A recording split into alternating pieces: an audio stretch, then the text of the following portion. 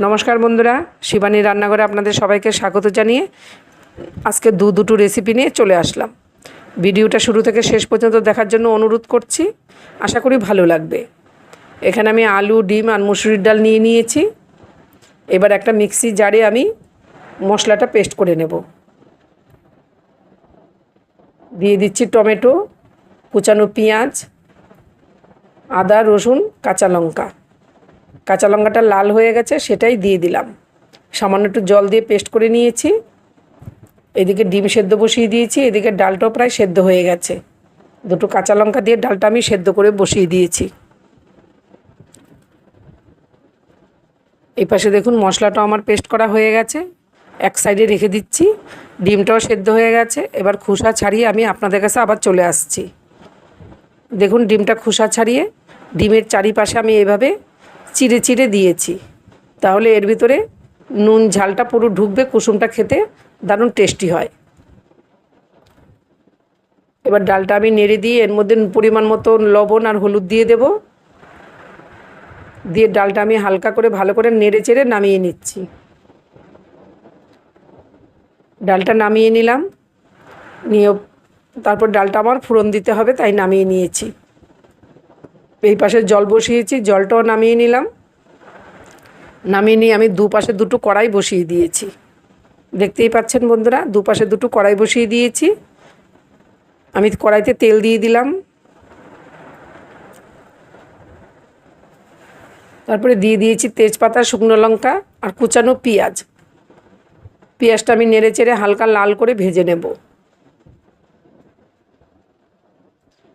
আপনারা তো অনেকেই পেঁয়াজ দিয়ে মুসুরির ডাল খান, কিন্তু আমি আজকে আমার মতো রান্না করছি। প্লিজ এরকম করে আপনারা বাড়িতে একবার ট্রাই করে খেয়ে দেখবেন, আশা করি ভালো লাগবে। এই পাশেরও কড়াইতে তেলটা গরম হয়ে গেছে। তেলের মধ্যে সামান্য হলুদ দিয়ে আমি ডিমটা নুন হলুদ দিয়ে ভেজে নিচ্ছি।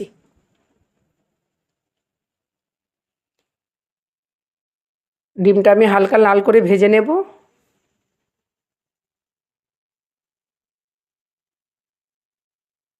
এই পাশে দেখুন পেঁয়াজটা অনেকটা লাল হয়ে গেছে।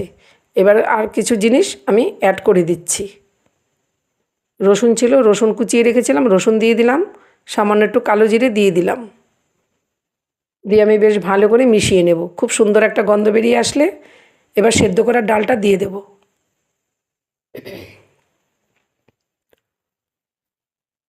ডালটা আমি দিয়ে দিয়েছি।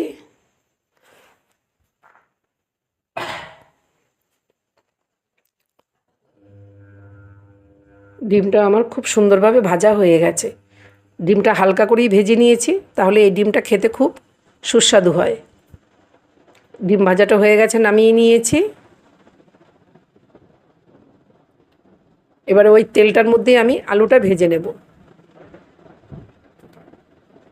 আলুটার মধ্যে শুধু আমি একটু লবণ দেব। লবণ দিয়ে আলুটা ভেজে নেব, কারণ তেলের মধ্যে হলুদটা দেওয়াই আছে, আমি আর হলুদ দিলাম না। এদিকে ডালটাও আমার ফুটে গেছে, ডালটা আমি নামিয়ে নিচ্ছি। এভাবে একদিন আপনারা পেঁয়াজ দিয়ে ডালটা খেয়ে দেখবেন, দারুণ লাগে খেতে বন্ধুরা। পেঁয়াজ, রসুন আর কালো জিরে। এবার ডালটা আমি নামিয়ে নিচ্ছি।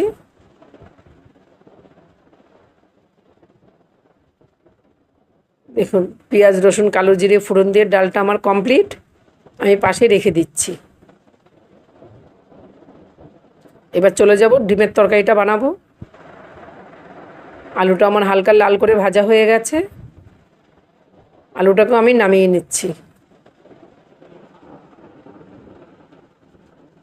আলুটাকেও নামিয়ে নিলাম।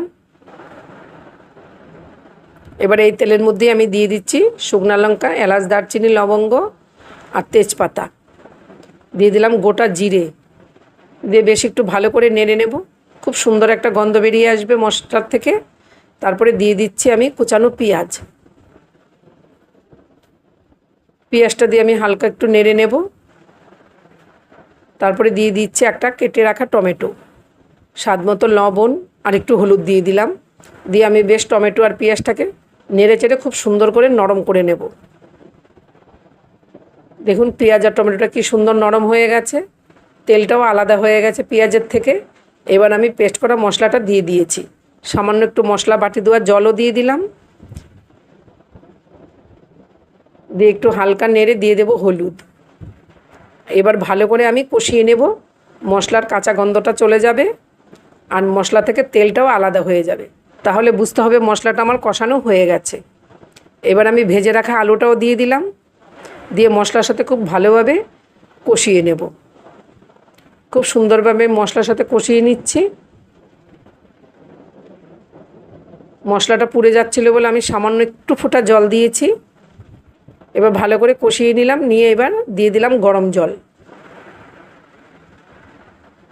আমি আজকে আলু দিয়ে ডিমের ঝোল বানাবো, তাই আমি জলটা একটু বেশিই দিয়েছি। আমরা অনেক রকম করে ডিমের রেসিপি করে থাকি, আমি আজকে এটা আলু দিয়ে ডিমের ঝোল বানাবো। আর আমার পেজে আগেই দেওয়া ছিল ডিমের কারি, আপনারা নিশ্চয়ই সব দেখেছেন। এটা আমি একটু পাতলা ঝোল বানাবো। একটু নেড়ে চেড়ে দিলাম, সামান্য একটু সময়ের জন্য ঢেকে দেব। কিছুক্ষণ পর ঢাকনাটা তুলে আবার চলে আসলাম। এবার দিয়ে দেব একটু গরম মশলা।